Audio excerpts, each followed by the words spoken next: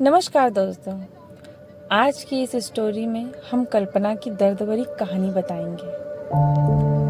कभी कभी अपनों के लिए अच्छा सोचना कब बुरा बन जाता है हमें पता ही नहीं चलता। कल्पना के साथ भी ऐसा ही कुछ हुआ। तो आइए अब जानते हैं कि क्या है कल्पना की दर्द भरी कहानी।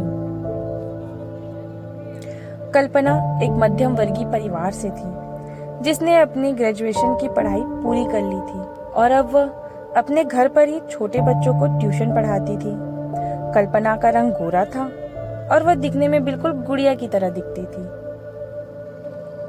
कल्पना के माता पिता उसकी शादी के लिए एक अच्छे लड़के की तलाश कर रहे थे। तभी कल्पना के मामा एक लड़के के बारे में बताते हैं। वो कहते हैं कि लड़के का नाम राहुल है, वह किसी कंपनी में मैनेजर के पद पर है और अपनी महीने के 70,000 कमाता है। कल्पना के माता पिता ने लड़के की फोटो देखी तो उन्हें लड़का पसंद आ गया। जब कल्पना की माँ ने कल्पना को लड़के की तस्वीर दिखाई तो कल्पना ने कहा, जब आप दोनों को लड़का पसंद है तो मुझे भी पसंद है। अब लड़का और लड़की के परिवार वालों ने मिलकर शादी की तारीख तय कर दी। कल्पना के माता पिता बहुत खुश थे कि उनकी बेटी की शादी एक अच्छे घर में हो रही है। पूरे धूमधाम से कल्पना की शादी हो गई। अब कल्पना अपने बचपन के घर को छोड़कर एक नए घर में चली गई। कल्पना की शादी को अब महीने बीत गए थे। उसका पति अब उससे पहले जैसा व्यवहार नहीं करता था। कल्पना से वो चिड़ा चिड़ा सा रहता था। राहुल अब न पहले जैसे कल्पना को प्यार करता था न ही उसकी बातों को मानता था। कल्पना को तो समझ ही नहीं आ रहा था कि वो क्या करे। बस रोकर अपना दर्द कम करने की कोशिश करती थी। एक दिन कल्पना को पता चला कि राहुल सिगरेट पीने के बहाने छत पे जाता था और किसी लड़की से बातें करता है।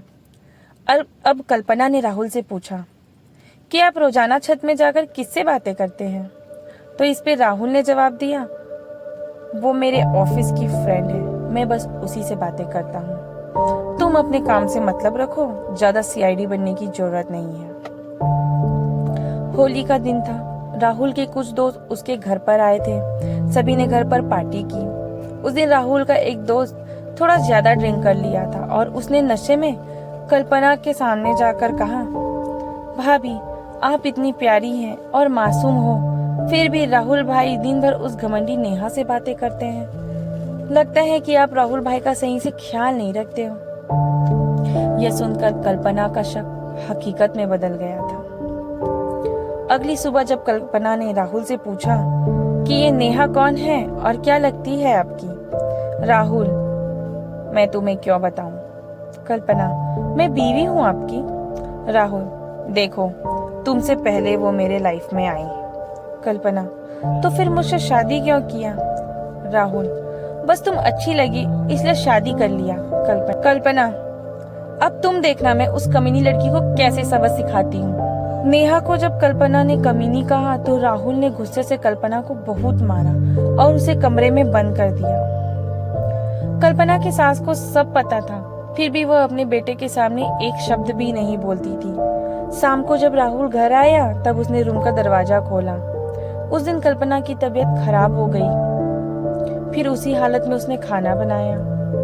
कल्पना ये सारी बातें अपनी माँ को बताना चाहती थी, लेकिन चाहकर भी बता नहीं पा रही थी, क्योंकि वह जानती थी अगर उसके माता पिता को ये सब पता चलेगा तो वो परेशान हो जाएंगे। राहुल अब कल्पना के साथ नौकरानी जैसा व्यवहार करने लगा। छोटी छोटी बातों पे उसे मारता। कल्पना अब धीरे धीरे डिप्रेशन का शिकार होने लगी। उसके मन में गलत गलत ख्याल आने लगे। अब न वो समय पे खाना खाती न ही किसी से बात करती। आखिरकार एक दिन कल्पना ने रूम में फांसी लगाकर आत्महत्या कर ली। कल्पना के आत्महत्या का कारण किसी को नहीं बताया, लेकिन उसके सास को पता थी कल्पना ने आत्महत्या क्यों किया। दूसरी तरफ कल्पना के माता पिता का रो रो कर बुरा हाल हो गया था। कल्पना की मां ने पुलिस को आत्महत्या का कारण उसके ससुराल वालों को बताया। पुलिस राहुल और उसके माता पिता को ले गए, लेकिन पैसों के दम पर कुछ ही दिनों में राहुल और उसकी माता पिता जेल से छूट गए। जीवन में अक्सर अच्छा दिखने वाला इंसान अच्छा नहीं होता। उसके अंदर कहीं ना कहीं बुराइयां छुपी होती हैं और वही बुराई कभी कभी किसी की जिंदगी को बर्बाद कर देती है। और ऐसा ही कुछ कल्पना के साथ हुआ। अगर वह समय रहते अपने माता पिता को राहुल के व्यवहार के बारे में बता देती तो शायद आज वो जीवित होती और अपने माता पिता के साथ खुश होती, लेकिन ऐसा नहीं हुआ। यही थी कल्पना की। तो चलिए नेक्स्ट वीडियो में मिलते हैं एक नई कहानी के साथ।